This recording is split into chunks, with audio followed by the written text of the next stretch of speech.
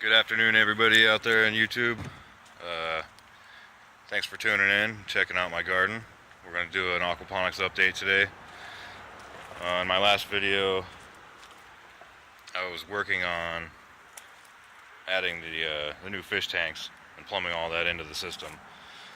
But first, I just wanted to show you the garden. I planted a few new things in here today. So over here we've got curly kale. This was in the last video, but the new stuff is over here, Swiss chard. Anyways, we'll pull one of these out. This is in the deep water culture system. It's got some good roots on there. It's just a grow bed with no grow medium in it, and then I got some styrofoam from the hardware store and cut it out, and then drilled the 2-inch holes for the net cups.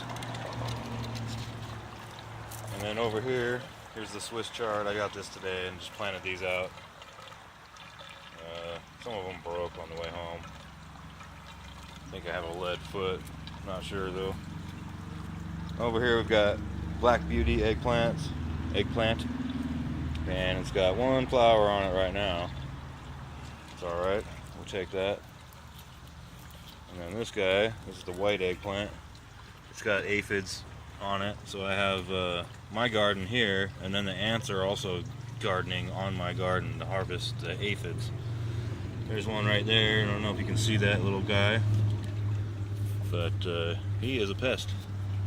They climb up and they plant aphids on the underside of the leaves, and then they clip the aphids' wings off so they can't fly away. And then they harvest the aphids' waste. And then I got the same issue with this tomato. This is really bad. I'm gonna have to go through and cut most of this off so that I can get rid of the aphids, because they will spread. You can see them all over. All those little tiny dots. Those are thousands of aphids on one leaf. And then down here we've got a bunch of radishes. They're not quite big enough yet to harvest. They're doing good though. The aphids don't seem to be bothering them yet. I had some over here. This was full of them, and then one day they were all dead.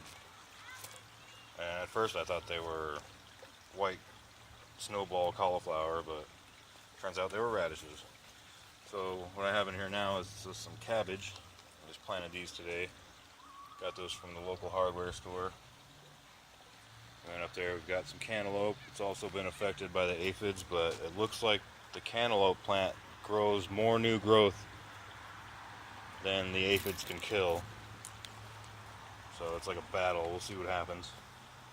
I got some ladybugs in here. I'll have to go get some more tomorrow.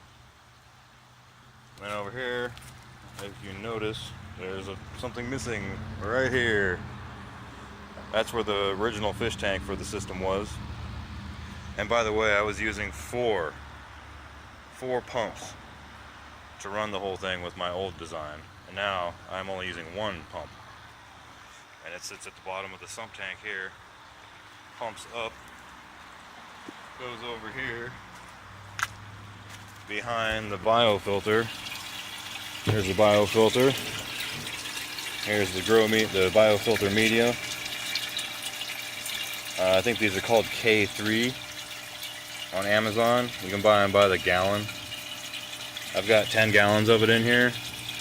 Also have Airstone. But this will house the biology for breaking down the waste and turning it into plant food. Anyways, we'll go over here, follow this line up. This feeds the 2 fish tanks. I built a manifold. We'll go over here so you can get a better look at it. It's 1.5-inch PVC. And then since we're in the northern hemisphere, water rotates counterclockwise, so I have the hose down here, and then the outlet's pointing that way to give the water current. And this is where the carp live. I just fed them, so they're probably down at the bottom doing their thing now. They don't care about me right now. And this tank is empty. It just has water in it right now. There's no fish in here yet. This is where the tilapia will go. I might get some of those tomorrow, we'll see. And here's my filter system. Filters out the water from the hose. I got a hose line hooked up right here.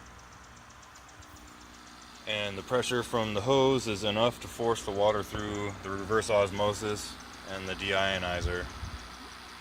And I also use this to filter my drinking water. I just bring out a 5-gallon jug and refill it with this line right here, this blue line. Over here you can see a drain. This is the solids filter. It has water rotating in it. And we'll go up here, there's the air pump. Anyways, you go look in here, you see the water swirling in the center into that little drain on the surface, and then all the solid waste flows down to the very bottom. And then that's what filters the water before it goes into the biological filter. And then I'm using gravity to do all this, by the way. No pumps up here at all. No water pumps.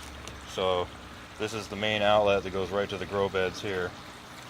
This goes down into the ground, underground, all the way over here, and then up this line, and then into that manifold, and that goes out to 2 different pipes, one on each side of the grow bed.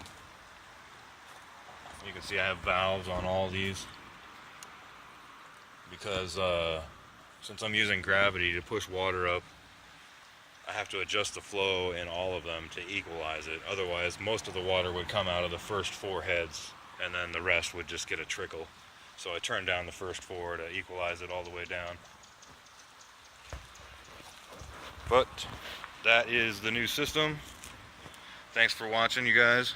Thanks for tuning in today. If you have any questions or comments, post them down below. And I hope you guys have a good day. Thank you.